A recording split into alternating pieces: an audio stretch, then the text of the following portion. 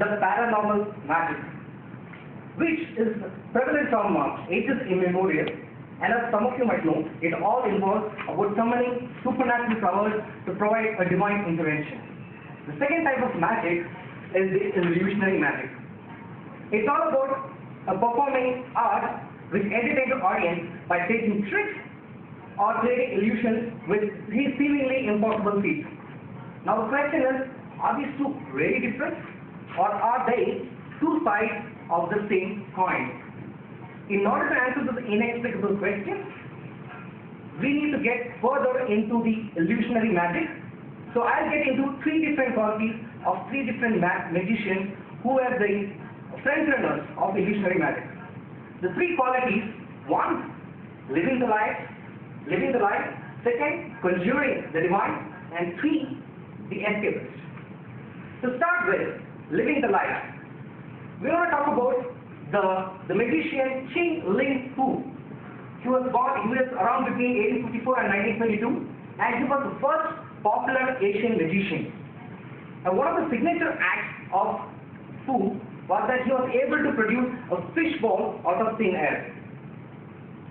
Now he also proclaimed a reward of $1,000 for anyone who will be able to decode his mystery.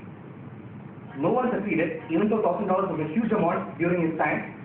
Later magicians speculated that the mystery behind Fu's magic was the fact that he never aged. It's the way in which Fu lived himself. Fu remained 60 years, or he appeared to be 60 for a period of over 40 years. What the speculation is that Fu, he disguised himself as an old man with Chinese robes, where you can conceal whatever object you want to conceal, and he faked arthritis. Now people with arthritis, usually when they walk, they have this problem with walking, and that gives opportunity enough to hide anything the size of a fishbowl between their legs.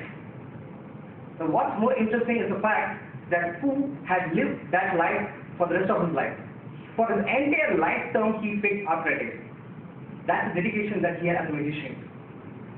The second quality, conjuring the divine. And here we need to talk about Robert Houdin. Robert Houdin was known as the father of modern magic. Now one interesting story about Robert Houdin, who also incidentally turned out to be the first man who performed magic in front of a theater or in front of an audience. One interesting story about him is during his time, the Arabs of Algeria were planning a revolt against the French colonialists who had occupied Algeria at that point of time.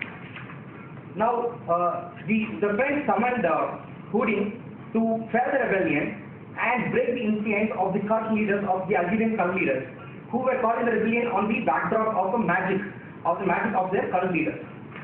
So, when Houdin was summoned, in his first meeting with the Algerians, Houdin allowed himself to be shot by the Arabs. And when the Arabs shot him, instead of the blood getting into his body, he was able to bite it between his teeth. The Arabs were shocked. Of course, the whole event was very well stage managed, but the Arabs were so shocked that they never bothered to revolt against the French again. The next famous magician that we're going to talk about is the magician who was the most famous ever, Harry Houdini. How many of you know Harry Houdini before? Harry Houdini, apparently the name Harry was the inspiration for J.K. Rowling's Harry Potter. Harry Houdini is the famous escapist of all time.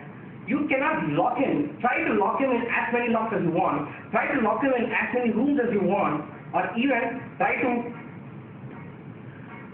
burn him alive or bury him alive. He finds impossible ways of getting back miraculously to life. Now, what are the qualities? How do you connect these three qualities of these three magicians with paranormal magic? This is a beautiful drawing which was given by Hieronymus Bosch in the 16th century, depicting paranormal magic. So one thing he shows is a cult leader who is summoning magic or conjuring magic, and this is what happens in the background.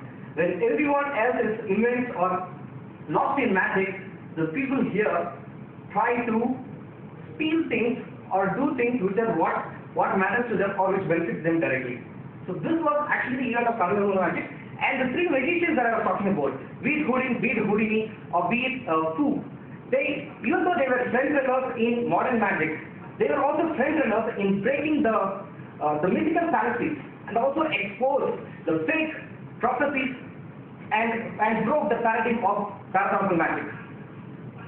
Now, the reason, so let us also get the reason why the speed of the script that generated because of one particular incident which happened 5 years ago. There's an article which came in all the major newspapers, including Reef, Outlook, Times of India, and The Hindu. There is a sleepy town in Kerala called Nilambur. Nilambur was famous for its magicians. And 5 years ago, there were certain splurging visitors thronging the town.